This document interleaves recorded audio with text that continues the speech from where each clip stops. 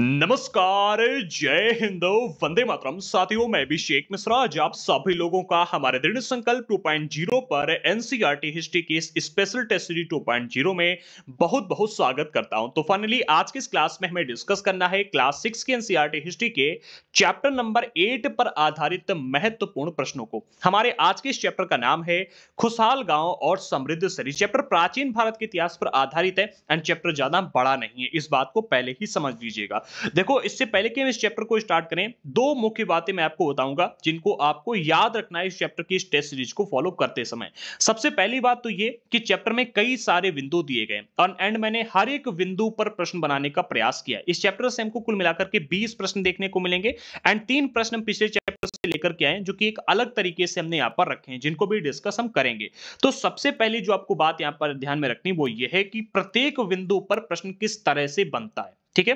And जो दूसरी बात इस चैप्टर में हमें ध्यान रखनी है वो ये है कि एक बिंदु पर एक से अधिक बार प्रश्न कैसे बनाया जाता है, क्योंकि कई बार क्या होता है कि बिंदु वही रहता है, टॉपिक वही रहता है, प्रश्न का प्रकार चेंज करके एग्जाम में आ जाता है। एंड यही एक तरीका है बच्चे को एग्जाम में कंफ्यूज करने का। और हर बार अगर आप यूपीएससी के एग्जाम को इस बार का देखो, जो प्रीलिम्स का हुआ था 2023 का, उसमें यही टेक्निक का इस्तेमाल किया गया था और इसी टेक्निक की वजह से कई सारे बच्चों ने इस एग्जाम को क्वालिफाई नहीं कर पाया था, ठीक है। तो आज की इस क्लास में इस एक्स्ट्रा चीज को भी डिस्कस करेंगे। अब इससे पहले कि इस क्लास को स्टार्ट किया जाए, क्लास में दिए गए एक एक प्रश्न को डिस्कस करते हुए इस क्लास को हम कंप्लीट कर दें, आप सभी को एक जानकारी महत्वपूर्ण है जो देना चाहूंगा, आपका 1 मिनट में यहां पर लूंगा। देखो, हमारी एनसीईआरटी की इस स्पेशल टेस्ट सीरीज को जो हमने स्टार्ट किया था, तो मैंने निर्णय लिया था कि प्रत्येक क्लास को हम लाइव लेकर के आएंगे, प्रत्येक चैप्टर के प्रत्येक पॉइंट पर प्रश्न बनाएंगे और हर एक प्रश्न को बहुत ही डिटेल में डिस्कस करेंगे और आप सभी के जो डाउट रहेंगे उनको लेंगे और डाउट को भी क्लियर करते हुए चलेंगे। लेकिन हमारे यहाँ पर नेटवर्क का प्रॉब्लम बहुत ज्यादा है।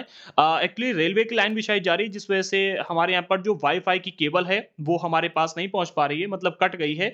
इस वजह से नेटवर्क का प्रॉब्लम हो रहा है। तो 6 से 7 क्लासेस हम आपके लिए लाइव लेकर के आए थे। एक्चुअली इस चैप्टर की भी क्लास लाइव आई थी, बट लाइव अच्छे ढंग से चल नहीं पाई, ठीक है। कई सारे प्रश्नों को हम डिस्कस अच्छे ढंग से कर नहीं पाए, कुछ सीन थे, मतलब क्वेश्चन थे जो आप लोगों को क्लियर दिख नहीं रहे थे। इस वजह से हमने इस क्लास को दोबारा रिकॉर्ड किया और आप सभी लोगों को प्रोवाइड कर रहे हैं, ठीक है। एंड आज की इस क्लास में जितने भी प्रश्न दिए गए हैं, जिन लोगों ने क्लास पहले से ज्वाइन की है या फिर नहीं भी की है, इसको दोबारा से पूरा ज्वाइन कीजिएगा। प्रत्येक प्रश्न का आंसर कमेंट बॉक्स में फिर लाइव चैट में देने का प्रयास करना। देखो, हमारी क्लासेस की क्वालिटी बिल्कुल भी यहां पर डाउन नहीं होगी। आपका जो भी डाउट रहे कमेंट बॉक्स में डाल देना, जो भी प्रश्न रहे कमेंट बॉक्स में डाल देना एंड हर एक प्रश्न का आंसर लाइव चैट में और कमेंट बॉक्स में देने का प्रयास करना। अगर आप इस क्लास को प्रीमियर में देख रहे हैं तो लाइव चैट में आंसर दीजिएगा। अगर प्रीमियर में नहीं देख पाते हैं तो मेरे आंसर देने से पहले कमेंट बॉक्स में आंसर जरूर देना। इससे होगा क्या, सबसे पहला आपका जो माइंड है वो कंसंट्रेट रहेगा क्वेश्चन के ऊपर। क्वेश्चन का आंसर जब आपको पता चलेगा तो वो याद रहेगा, क्योंकि आप उसके ऊपर फुल फोकस कर रहे हो उसका आंसर देने के लिए, ठीक है।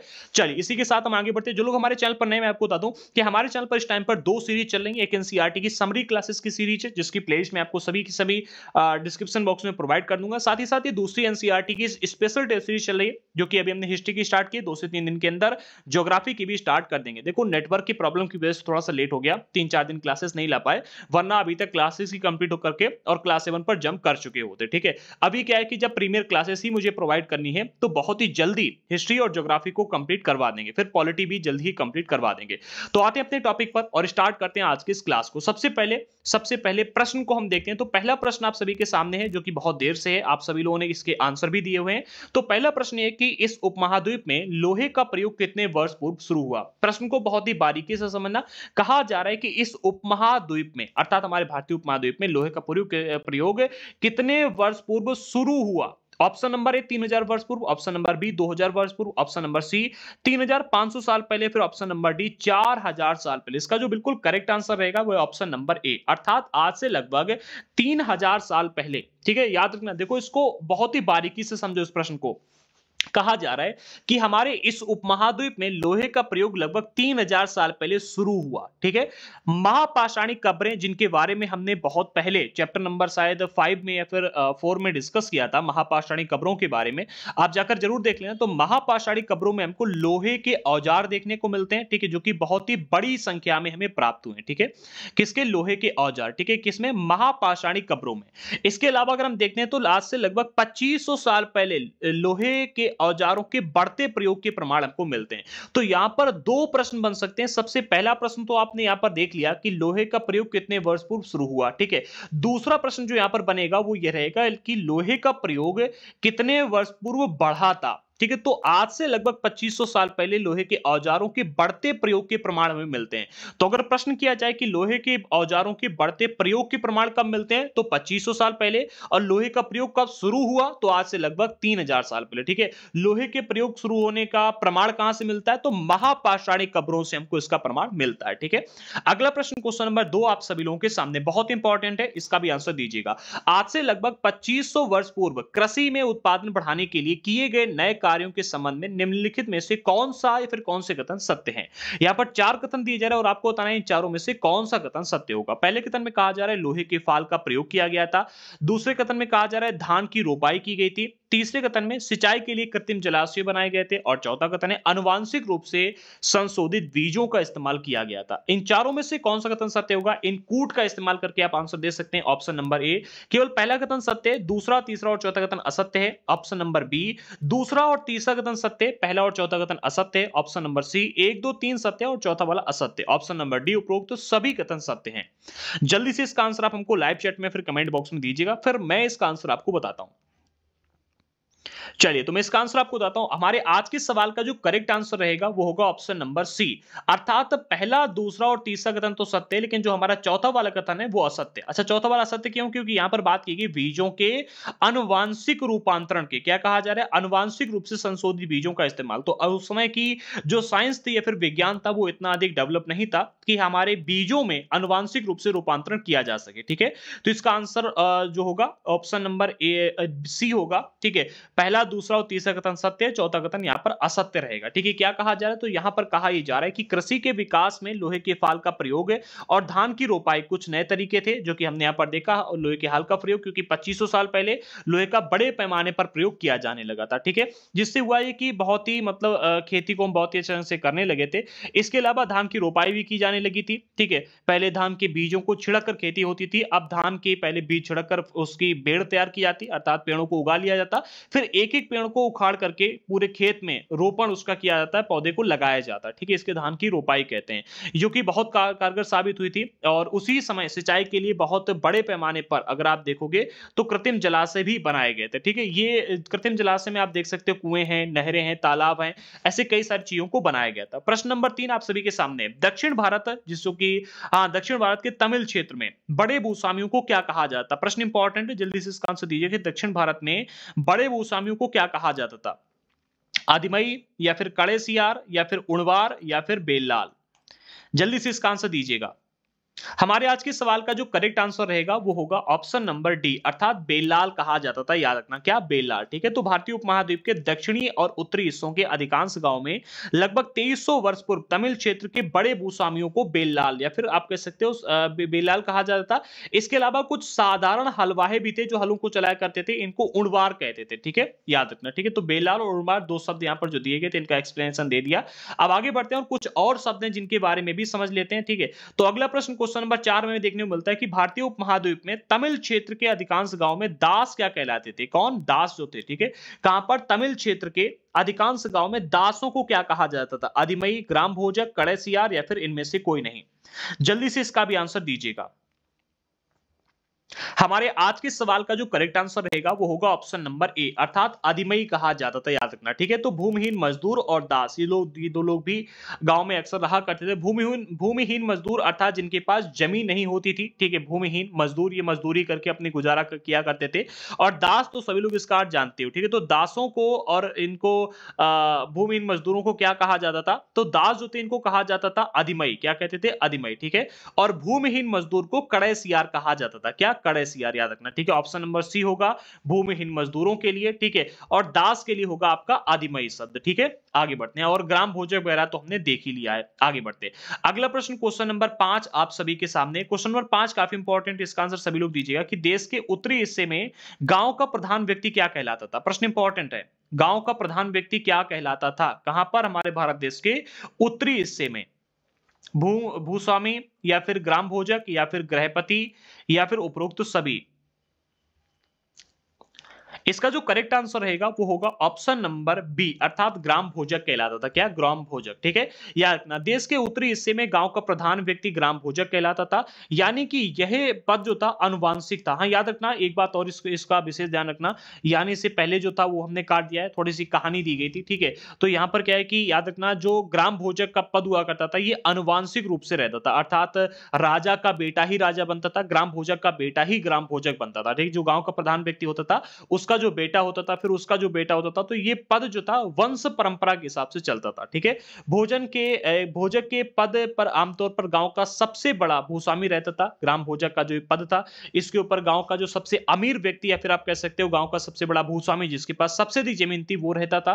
प्रभावशाली होने के कारण राजा भी कर वसूलने का काम इन्हें ही सौंप देते थे, और ये कभी कभी न्यायाधीश, इसके अलावा पुलिस का भी काम किया करते थे। काफी इंपॉर्टेंट है। अच्छा, अगर हम यहां पर देखें तो क्वेश्चन नंबर 5वां, क्वेश्चन नंबर 4था और क्वेश्चन नंबर 3रा, ये तीनों के तीनों प्रश्न काफी इंपॉर्टेंट हैं। इन तीनों को मैं एक में शामिल करके यहां पर प्रश्न बनाया सकता है कि निम्नलिखित में से कौन सा कथन सत्य है, ऐसे रख देंगे। और रख देंगे कि भाई तमिल क्षेत्र में बड़े भूस्वामियों को जैसे कि इसका अर्थ होगा बेलाल। ठीक है, बेलाल की जगह हमने कोई और शब्द रख दिया कि भाई उणबार कहते थे। दूसरे में रख देंगे कि भाई भारतीय उपमहाद्वीप के तमिल क्षेत्र में गांव में दास को कड़े सियार कहते थे। ठीक है, ऐसे 2-3 और रख देंगे और कहेंगे कि भाई इनमें से कौन सा कथन सत्य होगा। ठीक है, तो इनको अगर आपने डिटेल में पढ़ा है तो आप इसका आंसर दे पाएंगे। ठीक है, जैसे कि भाई जो आपका बेलाल शब्द था ये इस्तेमाल किया जाता था बड़े भूस्वामियों के लिए। ठीक है, जो दास लोग थे दास के लिए अधिमई शब्द का इस्तेमाल होता था, और भूमिहीन मजदूरों के लिए कड़े सियार शब्द का इस्तेमाल होता था। ठीक है, ये शब्दों पर कई बार प्रश्न आ जाते हैं, याद रखना ये काफी इंपॉर्टेंट रहते हैं। ठीक है, इसके अलावा जो गांव का प्रधान व्यक्ति होता था उसको ग्राम भोजक कहते थे, और गांव के प्रधान व्यक्ति का जो पद था ये वंश परंपरा के हिसाब से चलता था। ठीक है, अर्थात राजा का बेटा कह सकते हैं, फिर ग्राम भोजक का बेटा ही अगला ग्राम भोजक बनता था। ठीक है, इनके पास में काफी ताकत थी इसलिए राजा भी इनको कर वसूलने का काम देते थे। न्यायाधीश और पुलिस इन दोनों का काम यही किया करते थे। अगला प्रश्न है क्वेश्चन नंबर 6। प्रश्न आप सभी के सामने है कि भैया उत्तर भारत में स्वतंत्र किसान क्या कहलाते थे। हमने देख लिया ग्राम भोजक को, हमने देख लिया दास को, हमने देख लिया भूमिहीन मजदूरों को, हमने हलवाओं को देख लिया। अब किसानों को क्या कहा जाता? भूस्वामी, गृहपति या फिर उणवार? इसका जो करेक्ट आंसर रहेगा वो होगा ऑप्शन नंबर बी, अर्थात गृहपति कहा जाता था। याद रखना, देखो ग्राम भोजक के अलावा गांव में अन्य किसान भी होते थे जिन्हें गृहपति कहते थे। इनमें ज्यादातर छोटे किसान थे। इसके अतिरिक्त गांव में भूमिहीन व्यक्तियों में दास और कर्मकार हुआ करते, जिनके पास में भूमि या तो बिल्कुल भी नहीं थी या फिर बहुत ही न्यूनतम हुआ करती थी, जहां पर वो अपना रहा करते थे। ठीक है, ये दूसरों की जमीन पर काम करके अपनी आजीविका चलाते थे, अर्थात मजदूरी करते थे। अधिकांश गांव में लोहार, कुम्हार, बढ़ई और बुनकर जैसे कुछ शिल्पकार हुआ करते थे, जो कि प्राचीन भारत की यहां पर बात की जा रही है। क्वेश्चन नंबर 7 आप सभी के सामने है। तमिल की प्राचीनतम रचनाओं को क्या कहा जाता है? उपनिषद, विनय पत्रिका, संगम साहित्य या फिर कवितावली? प्रश्न इंपॉर्टेंट है, जल्दी से इसका आंसर दीजिएगा। हमें बहुत ही कम टाइम में इस पूरी क्लास को कंप्लीट करना है। इसका जो करेक्ट आंसर रहेगा वो होगा ऑप्शन नंबर सी, अर्थात संगम साहित्य। अब समझो इसके पीछे का रीजन क्या है। तो तमिल की प्राचीनतम रचनाओं को संगम साहित्य कहते हैं। इसकी रचना आज से लगभग 2300 साल पहले की गई थी, हम कह सकते हैं 2300 साल पहले। ठीक है, और इन्हें संगम इसलिए कहा जाता है। देखो, इन्हें संगम क्यों कहा जाता है ये भी प्रश्न है कि भाई इन प्राचीनतम तमिल रचनाओं को हम तमिल रचना क्यों नहीं कहते हैं। ठीक है, तमिल की प्राचीनतम रचनाओं को हम तमिल रचनाएं क्यों नहीं कहते हैं, इन्हें संगम साहित्य क्यों कहा जाता है? तो इसके पीछे का रीजन ये है कि मदुरै के कवियों के सम्मेलन में इसका संकलन किया गया था। ठीक है, किसके? मदुरै के कवियों के सम्मेलन में इसका संकलन किया गया था। अब इस टॉपिक की अगर हम बात करें तो इस टॉपिक पर 1 से 4, 5, 6 जितने प्रश्न बनाना चाहो बना सकते हो। सबसे पहला प्रश्न तो आप यहां पर देख सकते हो कि भाई तमिल की प्राचीनतम रचनाओं को क्या कहा जाता है। ठीक है, दूसरा प्रश्न यहां पर बन सकता है कि इन तमिल की प्राचीनतम रचनाओं की रचना आज से कितने वर्ष पूर्व की गई थी? तो 2300 साल पहले इसकी रचना की गई थी। ठीक है, तीसरा प्रश्न यहां पर बन सकता है कि इनको संगम साहित्य क्यों कहते हैं? तो उसका रीजन आपने यहां पर देख लिया, क्योंकि मदुरै के कवियों के सम्मेलन में इसका संकलन किया गया था, इसलिए इसको हम संगम साहित्य कहते हैं। ठीक है, इसके अलावा और भी प्रश्न यहां पर बन सकते हैं। ठीक है, जो कि हम आगे चल करके डिस्कस करेंगे। अगला हमारा प्रश्न है क्वेश्चन नंबर 8, काफी इंपॉर्टेंट है, इसका भी आंसर सभी लोग दीजिएगा। ठीक है, क्वेश्चन नंबर 8 ये कि निम्न में से किसके द्वारा बेरी गाजा पत्तन का विवरण दिया गया? किसका? बेरी गाजा पत्तन। ऑप्शन नंबर ए, एक यूनानी नाविक के द्वारा। ऑप्शन नंबर बी, मेगस्थनीज के द्वारा। ऑप्शन नंबर सी, फासियन के द्वारा। ऑप्शन नंबर डी, हुएन त्सोंग के द्वारा। इसका आंसर क्या होगा? हमारे आज के सवाल का जो करेक्ट आंसर रहेगा वो होगा ऑप्शन नंबर ए, एक अज्ञात यूनानी नाविक के द्वारा। अब समझो इसको, ये प्रश्न काफी इंपॉर्टेंट है एंड इस प्रश्न में जो शब्द संकलन दिया गया उसको थोड़ा सा ध्यान से समझिए। कहा जा रहा है कि निम्न में से किसके द्वारा बेरी गाजा पत्तन का विवरण दिया गया है। ठीक है, तो एक अज्ञात यूनानी नाविक के द्वारा इसका विवरण दिया गया है और जो बेरी गाजा शब्द का इस्तेमाल किया गया, ठीक है, तो बेरी गाजा भरूच का एक यूनानी नाम है। क्या भरूच का? इसको आप बेरी गाजा भी कह सकते हो और भरूच भी कह सकते हो। ठीक है, तो दो नाम इसके हैं। यहाँ पर कंफ्यूजन क्रिएट करके प्रश्न बनाया जाता है कि भाई भरूच का विवरण किसके द्वारा दिया गया या फिर बेरी गाजा पत्तन का विवरण किसके द्वारा दिया गया। तो चाहे भरूच शब्द का इस्तेमाल किया जाए या फिर बेरी गाजा का, दोनों का अर्थ एक ही होगा। ठीक है, बेरी गाजा भरूच का यूनानी नाम है। ठीक है, इसे हम भरूच के नाम से भी जानते हैं और बेरी गाजा के नाम से भी जानते हैं। ठीक है, आगे बढ़ते हैं। अगला प्रश्न मिलता है क्वेश्चन नंबर 9। ये भी काफी इंपॉर्टेंट प्रश्न है, इसका भी आंसर सभी लोग दीजिएगा। आहत सिक्के के निर्माण में निम्न में से किस धातु का प्रयोग किया जाता था? आहत सिक्के, जो कि अगर आप देखो तो संभवतः हमारे देश में सबसे पहले जारी इन्हीं सिक्कों को किया गया था। ठीक है, तो इसका भी इतिहास आप लोग कमेंट बॉक्स में बताइए कि सबसे पहले हमारे भारत देश में सिक्के किन शासकों ने जारी किए थे। ऑप्शन नंबर ए यहाँ पर क्वेश्चन नंबर 9 का मिलता है, चांदी और या फिर तांबे के या फिर सोने और चांदी से। ऑप्शन नंबर बी है सॉरी सोने और या लोहा। ठीक है, ऑप्शन नंबर सी सोने या पीतल। ऑप्शन नंबर डी फूल। जो हमारे यहाँ पर आहत सिक्कों का निर्माण किया जाता था इसमें किस धातु का इस्तेमाल होता था? इसका जो करेक्ट आंसर रहेगा वो है ऑप्शन नंबर ए, चांदी या तांबे। ठीक है, याद रखना हमारे के जो पुरातत्वविदों को इस युग के हजारों सिक्के मिले। ठीक है, अगर हम इस युग की बात करें जब इन सिक्कों को चलाया गया था आज से लगभग ढाई हजार साल पहले की यहाँ पर बात की जा रही है, 2-2.5 साल पहले की। ठीक है, तो पुरातत्वविदों को इस युग के हजारों सिक्के मिले हैं। ठीक है, सबसे पुराने सिक्के आहत सिक्के कहलाते हैं और हमारे भारतीय उपमहाद्वीप में अगर हम यहाँ की बात करें तो आज से लगभग 500 साल पहले तक इन सिक्कों को चलाया गया था। ठीक है, अर्थात आज से लगभग 500 साल पहले तक इस सिक्के चलते रहते। चांदी या तांबे पर विभिन्न आकृतियों को आहत करके, अर्थात चांदी या तांबे का एक ऐसा मतलब सिक्के नुमा एक पहलू ले लिया। ठीक है, पूरी की पूरी प्लेट काट के रख लिया, उसके ऊपर दबा करके एक आकृति बना दी। ठीक है, उसके ऊपर जैसे हम ठप्पा लगा देते ना, मोहर लगा देते, तो मोहर टाइप से इसके ऊपर क्या कि दबा करके आकृति बनाई जाती थी। ठीक है, और इसी वजह से इनको आहत सिक्के कहा जाता है, क्योंकि आहत करके दबा करके, ठीक है, इसके ऊपर डिजाइन बनाई जाती थी। क्वेश्चन नंबर 10 काफी इंपॉर्टेंट है, जल्दी से सभी लोग इस प्रश्न को समझिएगा एंड इस प्रश्न का उत्तर दीजिएगा। प्रश्न ये कि भरूच बंदरगाह से आयात और निर्यात के संबंध में दिए गए निम्नलिखित कथनों में से कौन सा या फिर कौन से कथन सत्य हैं? पहला कथन दिया जा रहा है कि यहां शराब, तांबा, टिन, सीसा, मूंगा, पुखराज, कपड़े, सोने और चांदी के सिक्कों का आयात होता था। आयात का अर्थ होता है कि भाई हमारे देश में किसी चीज का आना। ठीक है, इन चीजों का आयात होता था। दूसरे कथन में दिया जा रहा है हिमालय की जड़ी बूटियां, हाथीदांत, गोमेद, कार्निलियन, सूती कपड़ा, रेशम तथा इत्र यहां से निर्यात किया जाता है। निर्यात का अर्थ होता है हमारे भारत देश से किसी अन्य देश में प्रोडक्ट को भेजना। ठीक है, आयात का अर्थ होता है मंगाना और निर्यात का अर्थ होता है भेजना। ठीक है, तो इन दोनों शब्दों का अर्थ जरूर समझ लीजिएगा। तीसरे कथन में जो कहा जा रहा है वो ये कि यहां आने वाले लोग राजा के लिए गायक, किशोर, सुंदर औरतें जैसे अनेक विशेष उपहार लाते थे। ऑप्शन नंबर ए केवल पहला कथन सत्य है। ठीक है, अर्थात जिन चीजों का प्रोडक्ट का आयात होता था उनके बारे में जो कथन दिया गया वो सत्य है। ऑप्शन नंबर बी केवल दूसरा और तीसरा कथन सत्य है। ठीक है, पहला कथन असत्य है। ऑप्शन नंबर सी उपरोक्त सभी कथन सत्य हैं और ऑप्शन नंबर डी इनमें से कोई भी कथन सत्य नहीं है। इसका जो करेक्ट आंसर रहेगा वो होगा ऑप्शन नंबर सी, अर्थात उपरोक्त सभी कथन सत्य हैं। याद रखना। ठीक है, जो यहां पर पहले कथन में कहा जा रहा है कि यहां से शराब, तांबा, टिन, सीसा, मूंगा, पुखराज, कपड़े, सोने और चांदी इन चीजें इनके सिक्के का आयात होता था, बिल्कुल सही बात कही जा रही है। देखो हमारे यहाँ पर शराब बनाई जाती थी, इसके यहाँ से लेकर लोग जाते थे। तांबा, ठीक है, टिन, सीसा, मूंगा, पुखराज इन सभी चीजों का आयात होता था। दूसरा हिमालय की जड़ी बूटियां, ठीक है, एक मिनट, ये चीजें बाहर से हमारे भारत देश में आती थी। सॉरी, हम यहाँ पर थोड़ा सा कंफ्यूज हो गए थे, कंफ्यूज नहीं मतलब कंफ्यूजन में बोल गए थे। ठीक है, मुझे पता है।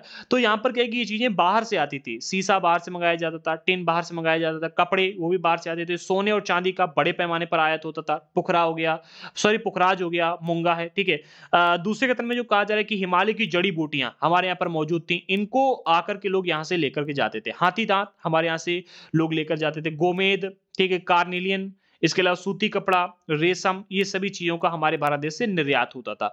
अच्छा, हमारे यहाँ पर जो भी व्यापारी आते थे व्यापार करने के लिए, वो यहाँ के राजाओं के लिए किशोर लाते थे। ठीक, गायक, किशोर अर्थात सिंगर आप कह सकते हो, और सुंदर औरतों को भी लाया करते थे। ठीक है, तो इसका आंसर होगा ऑप्शन नंबर सी, अर्थात सभी कथन सत्य हैं। अब देखो इन तीनों को बहुत ही डिटेल में याद रखना। ठीक है, क्योंकि इन तीनों पर एक से अधिक प्रश्न बनेंगे और आज की क्लास में भी हम डिस्कस करेंगे। ठीक है, यहां पर क्या बात करिए, भरूच बंदरगाह से आयात और निर्यात के संबंध में। ठीक है, भरूच जिसको अभी हमने डिस्कस किया था, अगर आप देखोगे तो यहां पर, ठीक है, बेरी गाजा का यूनानी नाम है। ठीक है, बेरी गाजा भरूच का एक यूनानी नाम है, तो यहां पर चाहे बेरी गाजा शब्द का इस्तेमाल करें या भरूच का, दोनों एक ही होंगे। ठीक है, अगला प्रश्न है क्वेश्चन नंबर 11। एक मिनट, इसका तो आंसर आप लोगों ने देख लिया, चलिए कोई बात नहीं, प्रश्न को डिस्कस करेंगे।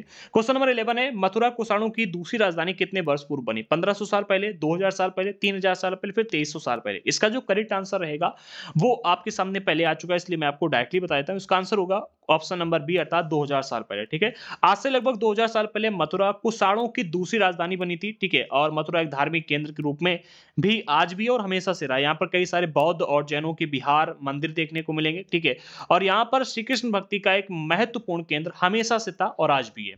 अगला प्रश्न क्वेश्चन नंबर 12, ये भी इसी प्रकार का, काफी इंपॉर्टेंट है, इसका आंसर सभी लोगों को देना है। मथुरा के संबंध में दिए गए निम्नलिखित कथनों में से कौन सा कथन सत्य है? पहला कथन दिया जा रहा है कि मथुरा 2500 साल से भी अधिक समय से एक महत्वपूर्ण नगर रहा है। समय बहुत ध्यान रखना, 2500 साल की बात की गई, क्या सत्य है या सत्य है? अब दूसरे कथन में कहा जा रहा है कि शहर के चारों ओर किलेबंदी थी, इसमें अनेक मंदिर थे। क्या बिल्कुल करेक्ट बात है, क्योंकि पूरे शहर के चारों ओर किलेबंदी कर पाना एक बड़ी बात थी। तीसरे कथन में कहा जा रहा है कि मथुरा बेहतरीन मूर्तियां बनाने का केंद्र भी था। क्या मथुरा में मूर्तियां भी बनाई जाती थी? तीन कथन यहां पर दिया है। ऑप्शन नंबर ए, पहला और तीसरा कथन सत्य है, दूसरा कथन असत्य है, अर्थात किलेबंदी वाली बात गलत है। पहला और दूसरा कथन सत्य है। ऑप्शन नंबर बी, केवल पहला कथन सत्य है, बाकी दूसरा और तीसरा कथन असत्य है। ऑप्शन नंबर सी, सभी कथन सत्य हैं। ऑप्शन नंबर डी, इनमें से कोई भी कथन सत्य नहीं है। जल्दी से इसका आंसर दीजिएगा, फिर मैं इसका आंसर आपको बताता हूं। इस प्रश्न का जो उत्तर रहेगा करेक्ट, वो होगा ऑप्शन नंबर सी, अर्थात उपरोक्त सभी कथन सत्य हैं। अब समझो इस चीज को, देखो मथुरा आज से लगभग 2500 साल पहले से एक उससे भी अधिक समय से एक महत्वपूर्ण नगर रहा है। ठीक है, हमेशा से एक महत्वपूर्ण रहा है, क्योंकि यातायात और व्यापार की अगर हम बात करें तो यातायात और व्यापार के दो मुख्य मार्गों पर स्थित है। यहां से यातायात के कई सारे मार्ग निकलते हैं, अर्थात आवागमन के मार्ग हैं, और व्यापार करने के लिए मथुरा से ही होकर गुजरना पड़ता था। इस वजह से एक महत्वपूर्ण नगर तो हमेशा से रहा है। ठीक है, 2500 साल पहले से भी, उससे पहले से। ठीक है, शहर के चारों ओर किलेबंदी थी, बनवाई गई थी यहाँ के राजा के द्वारा। ठीक है, इसमें अनेक मंदिर हमें देखने को मिलते हैं, और आसपास के किसान और पशुपालक जो थे शहर में रहने वालों के लिए भोजन जुटाया करते थे, अर्थात आसपास के किसान और पशुपालक जो थे इस शहर के अंदर जो भी लोग रहते थे उनको भोजन भेजा करते थे। ठीक है, जैसे आज के टाइम पर जो लोग शहर में रहते हैं, गांव वाले उनके लिए भोजन भेजते रहते हैं। ठीक है, वो बात अलग की है कि भाई विनिमय होता है, यहाँ पर है, पैसे से खरीदे जाते हैं, बट ऐसी स्थितियां पहले भी थी। मथुरा बेहतरीन मूर्तियां बनाने का भी केंद्र हमेशा से था। ठीक है, आगे बढ़ते, क्वेश्चन नंबर 13 आप सभी के सामने, काफी इंपॉर्टेंट है और काफी बड़ा भी है। नगरीय पुरास्थलों से बहुत पतले और सुंदर बर्तन प्राप्त हुए। कहां से बात की, नगरीय पुरास्थलों से। ठीक है, सुंदर और पतले बर्तन प्राप्त हुए, इन्हें क्या कहा जाता है? ऑप्शन नंबर ए, चित्रित दूसर पात्र। ऑप्शन नंबर डी, उत्तरी काले चमकीले पात्र। ऑप्शन नंबर सी, ए व बी दोनों। ऑप्शन नंबर डी, इनमें से कोई भी नहीं। नगरीय पुरास्थलों से बहुत पतले और सुंदर बर्तन प्राप्त हुए, इसका जो करेक्ट आंसर रहेगा वो होगा ऑप्शन नंबर बी, अर्थात उत्तरी काले चमकीले पात्र। अब इसमें उत्तरी शब्द का इस्तेमाल क्यों किया गया, और काले शब्द का इस्तेमाल क्यों किया गया, और चमकीले शब्द का इस्तेमाल क्यों किया गया? पात्र तो मतलब हो गया कि भाई हाँ एक बर्तन हो गया, लेकिन इन तीन शब्दों का इस्तेमाल क्यों किया गया? अगर आपने इस बात को समझा तो इस प्रश्न का उत्तर आप कहीं भी दे पाओगे बहुत आसानी से।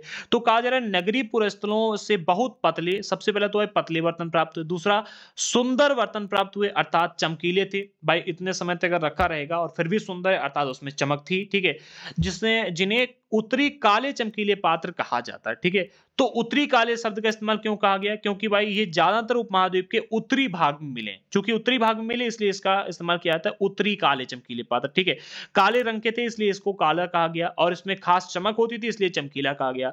तो उत्तरी काले चमकीले पात्र इसलिए कहा क्योंकि उत्तरी इलाके से प्राप्त हुए, काले रंग के थे और इसमें खास प्रकार की चमक होती थी। ठीक है, तो नगरीय पुरास्थलों से हमको जो पतले और सुंदर बर्तन प्राप्त होते हैं इनको उत्तरी काले चमकीले पात्र कहा जाता है। अच्छा, यहाँ पर चित्रित दूसर पात्र की अगर बात की है तो ये हमको हड़प्पा के पुरास्थलों से प्राप्त होते हैं। ठीक है, आगे बढ़ते, अगला प्रश्न है क्वेश्चन नंबर 14, शिल्पकार और व्यापारियों के संघ क्या कहलाते थे? श्रेणी, विल्लाल, या फिर ग्राम भोजक, या फिर कड़ैसियार? जल्दी से इसका आंसर दीजिएगा कि जो शिल्पकार और व्यापारियों के संघ होते थे इनको क्या कहा जाता था?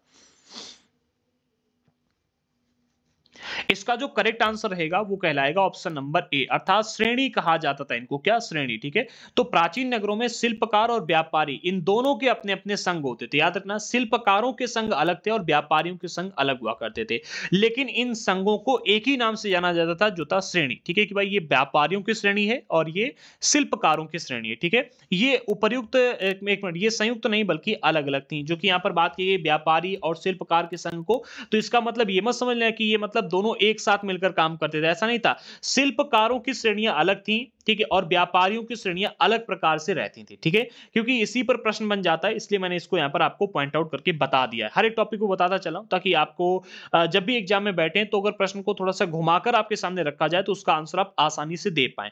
शिल्पकारों की श्रेणियां अलग थी और व्यापारियों की श्रेणियां अलग थी। अच्छा, इनके कार्य क्या होते थे?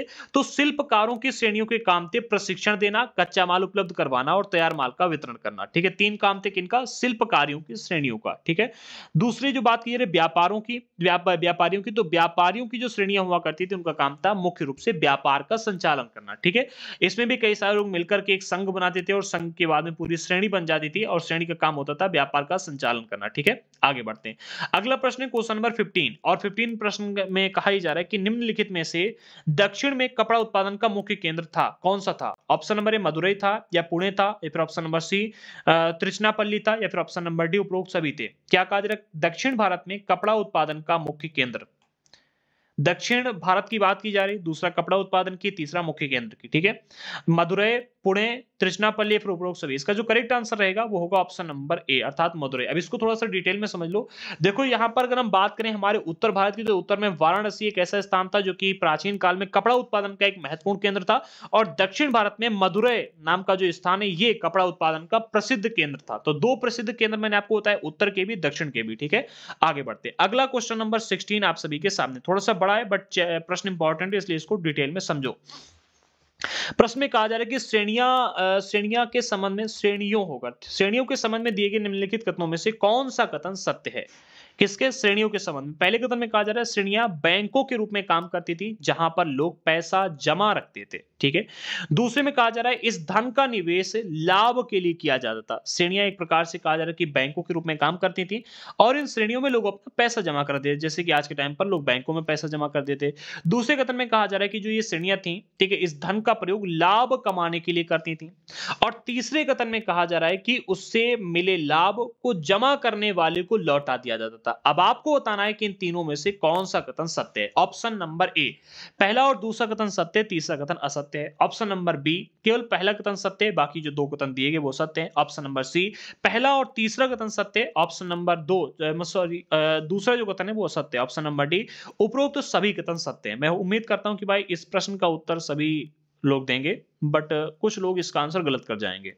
इसका जो आंसर रहेगा करेक्ट वो होगा ऑप्शन नंबर सी, अर्थात पहला और तीसरा कथन तो सत्य है लेकिन जो दूसरा कथन है वो वाला असत्य। एक मिनट, ऑप्शन नंबर यहाँ पर ऑप्शन नंबर ए होगा, सी ने ऑप्शन नंबर ए होगा। पहला और दूसरा कथन सत्य है, तीसरा कथन यहाँ पर असत्य होगा। कैसे असत्य होगा समझो इस चीज को। देखो, धन का निवेश लाभ के लिए हर कोई करता है, तो यहाँ पर भी लोग अपने धन को इसीलिए जमा करते हैं ताकि इनको इससे लाभ प्राप्त हो। ठीक है, अब जो लाभ मिलता था, ठीक है, जो लाभ मिलता था उसका कुछ हिस्सा जमा करने वालों को लौटाया जाता था। जितना भी लाभ होता था उसका कुछ हिस्सा जो भी पैसा जमा करता था उसको वापस कर देते। इसके अलावा अधिकतर हिस्सा जो होता था वो मठ या फिर धार्मिक संस्थानों को दिया जाता था, याद रखना। ठीक है, आगे बढ़ते।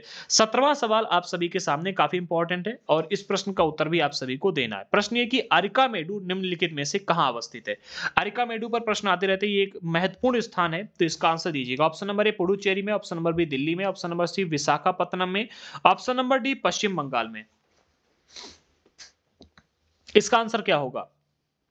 हमारे आज के सवाल का जो करेक्ट आंसर रहेगा वो होगा ऑप्शन नंबर ए, अर्थात पुडुचेरी में। याद रखना, अरिकामेडु नाम का जो स्थान है ये पुडुचेरी में अवस्थित है। ठीक है, आगे बढ़ते। क्वेश्चन नंबर 18 आप सभी के सामने, प्रश्न इंपॉर्टेंट है, इसका भी आंसर सभी लोग दीजिएगा। तो प्रश्न ये है कि निम्न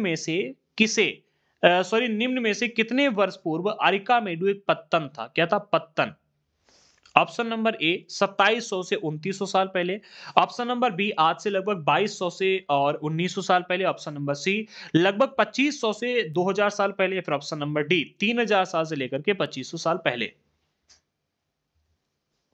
देखो पूरा का पूरा चैप्टर चूंकि प्राचीन भारत के इतिहास पर आधारित है, इसलिए प्रश्न जो है वो भी उसी प्रकार के आते हैं। तो इसका जो करेक्ट आंसर रहेगा वो होगा ऑप्शन नंबर बी, अर्थात आज से लगभग 2200 साल पहले से लेकर के 1900 साल पहले तक। ठीक है, ये इतने समय तक लगभग हम कह सकते हैं कि भाई 300 साल तक अरिकामेडू एक महत्वपूर्ण पत्तन के रूप में रहा है। कब से? 2200 साल पहले से 1900 साल पहले के दौरान। ठीक है, ये एक पत्तन था। ठीक है, यहाँ पर ईंटों से बना ढांचा हमको मिलता है जो कि प्राचीन काल में ही बनाया गया था। संभवतः उस टाइम पर ये गोदाम रहा होगा। यहाँ भूमध्य सागरीय क्षेत्र के एम्फोरा जैसे पात्र भी हमको मिलते हैं। ठीक है, अच्छा अगला प्रश्न जो आपको यहाँ पर मिलता है वो काफी इंपॉर्टेंट है। अरिकामेडू से एरेटाइन जैसे, अरिकामेडू जिसकी भी हमने यहाँ पर बात की अरिकामेडू की, तो यहाँ से एरेटाइन जैसे मुहर लगे लाल चमकीले बर्तन हमको मिलते हैं। ठीक है, इन्हें किस नाम से जाना जाता था? एक बार प्रश्न को फिर से समझ लो। प्रश्न कहा जा रहा है कि अरिकामेडू से एरेटाइन जैसे मुहर लगे लाल चमकीले बर्तन भी मिले हैं। ठीक है, इन्हें किस नाम से जाना जाता है? एथिल या फिर एरेटाइन या फिर एरेट या फिर इनमें से कोई नहीं। हमारे आज के सवाल का जो करेक्ट आंसर रहेगा वो ऑप्शन नंबर बी, अर्थात एरेटाइन नाम से जाना जाता है। समझो यहां पर एरेटाइन जैसी मुहर लगे, जैसे कि यहां पर शब्द का इस्तेमाल किया गया एरेटाइन, तो एरेटाइन जैसी मुहर लगे लाल चमकीले लाल चमकदार, ठीक है, बर्तन मिले। इन्हें इटली के एक शहर के नाम पर एरेटाइन पात्र के नाम से जाना जाता है। ठीक है, तो प्रश्न यहाँ पर ऐसे ही बन सकता है कि अरिकामेडू से एरेटाइन नाम के जो बर्तन मिले हैं इन्हें किस शहर के नाम पर जाना जाता है? तो इसका भी आंसर होगा इटली के। ठीक है, इटली के एक शहर के नाम पर जाना जाता है, याद रखना। और इटली के उस शहर का नाम है एरेटाइन। ठीक है, आगे बढ़ते। इसे मुहर लगे सांचे पर गीली चिकनी मिट्टी को दबा करके बनाया जाता था। 20वां सवाल आप सभी के सामने, अरिकामेडू का रोमन नाम क्या है? बेरीगाजा, भरूच, पोडुका या फिर इनमें से कोई नहीं। कंफ्यूजन तो यहां पर आपको होगा अगर आपने चैप्टर को नहीं पढ़ा है। इसका जो करेक्ट आंसर रहेगा वो होगा ऑप्शन नंबर सी, अर्थात पोडुका। याद रखना, देखो अरिकामेडू का रोमन नाम क्या है? पोडुका है। क्या है? पोडुका। ठीक है, तो चाहे पोडुका शब्द का इस्तेमाल किया जाए या फिर अरिकामेडू, कंफ्यूजन करने के लिए किसी भी शब्द का इस्तेमाल हो सकता है। ठीक है, इसलिए इन शब्दों को थोड़ा सा गौर से समझा करें।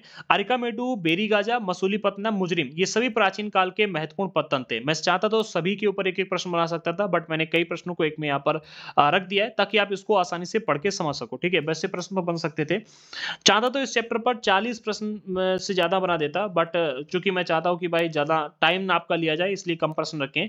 अरिकामेडू, बेरीगाजा, मसूलीपट्टनम और मुजरिम, 4 प्रश्न यहाँ पर बनते हैं। ठीक है, और चारों अलग अलग हैं। ठीक है, प्राचीन काल के ये महत्वपूर्ण पत्तन थे। व्यापार के संदर्भ में दक्षिण भारत के पत्तन काली मिर्च और अन्य मसालों के निर्यात के दृष्टि से महत्वपूर्ण थे। ठीक है, तो इन पत्तनों से काली मिर्च और कई सारे मसालों का निर्यात बड़े पैमाने पर होता था दक्षिण भारत से। ठीक है, 21वां सवाल काफी इंपॉर्टेंट है।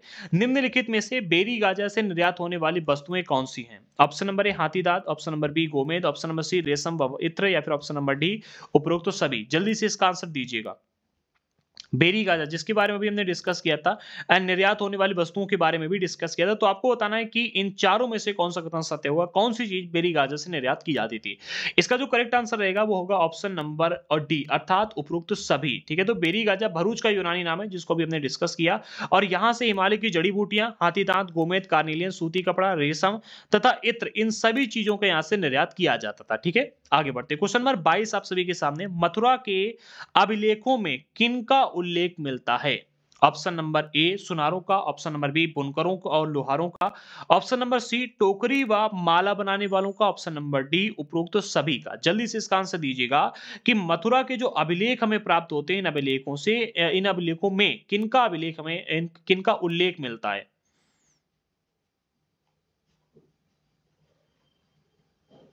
इसका जो करेक्ट आंसर रहेगा वो होगा ऑप्शन नंबर डी, अर्थात उपरोक्त सभी। सुनारों का भी, बुनकरों का भी, लुहारों का भी, टोकरी बनाने वालों का भी। ठीक है, क्वेश्चन नंबर 23 हमारा आज का लास्ट प्रश्न है। 1 मिनट, हाँ, क्वेश्चन नंबर 23 हमारा आज का लास्ट प्रश्न है। इसका भी आंसर जल्दी से दीजिएगा। प्रश्न ये है, 1 मिनट, प्रश्न लीक हो गया, चलिए कोई बात नहीं। हाँ, तो मथुरा नगर किसके लिए प्रसिद्ध था? यातायात के लिए, व्यापार के लिए, मूर्तियां बनाने के लिए, या फिर ऑप्शन नंबर डी आपके सामने आता है उपरोक्त सभी के लिए। इसका जो करेक्ट आंसर रहेगा वो क्या होगा? आप सभी ने वैसे तो देख लिया, मैं आपको बता ही देता हूं। उपरोक्त सभी के लिए तो मथुरा जो था मूर्तियां बनाने के लिए, यातायात के लिए, व्यापार के लिए, सभी के लिए बहुत फेमस था प्राचीन काल से। ठीक है, आई होप कि हमारी आज की क्लास आपको पसंद आई होगी। एक एक टॉपिक पर हम प्रश्न बना करके लाए थे, आपने सभी प्रश्नों को बहुत ही इंटरेस्टिंग तरीके से समझा होगा। देखो, जिन लोगों ने अभी तक चैनल को सब्सक्राइब नहीं किया कर लेना। ठीक है, और सब्सक्राइब करने के अलावा टेलीग्राम पर जरूर ज्वाइन करो। टेलीग्राम की लिंक आपको डिस्क्रिप्शन बॉक्स में मिल जाएगी। जो भी हम क्लासेस लेकर के आते हैं सभी प्रश्नों को टेलीग्राम पर क्विज के रूप में प्रोवाइड कर देते हैं। तो क्विज को ज्वाइन करने के लिए टेलीग्राम को जरूर ज्वाइन कीजिएगा। इंस्टाग्राम पर मोटिवेशनल पोस्ट डेली डाली जा रही हैं एंड साथ ही साथ करंट अफेयर से जुड़े हुए जो पोस्ट बनती हैं, जो नई बातें रहती हैं, वो हम करंट अफेयर से जुड़े हुए पोस्ट बना करके इंस्टाग्राम पर प्रोवाइड करते हैं। तो वहां पर जरूर फॉलो कर लीजिएगा अगर आप करंट अफेयर की पोस्ट चाहते हैं, मोटिवेशन पोस्ट चाहते हैं तो। ठीक है, साथ ही साथ फेसबुक की भी हमने लिंक डिस्क्रिप्शन बॉक्स में दे दी। हमारा पेज बना हुआ है, जाकर के आप फॉलो कर सकते हो। ठीक है, डिस्क्रिप्शन बॉक्स में आपको सभी की लिंक मिल जाएंगे। जिसे भी एनसीईआरटी के नोट्स लेने हैं इस नंबर पे व्हाट्सएप पर मैसेज करके आप हमसे एनसीईआरटी के नोट्स परचेस कर सकते हो। ठीक है, तो नंबर ही दिया गया हुआ, मैसेज कीजिएगा और एनसीईआरटी के नोट्स हमसे ले लीजिएगा। आई होप कि आपको हमारी ये क्लास पसंद आई होगी। जिन लोगों को पसंद आई है लाइक और शेयर कर देना भाई। ठीक है, बहुत ही मेहनत से हम क्लास रिकॉर्ड करते हैं और आपको प्रोवाइड करते हैं। ठीक है, पीडीएफ भी बनाने में बहुत मेहनत लगती है। तो मिलते हैं अगली वीडियो के साथ में, तब तक के लिए जय हिंद साथियों।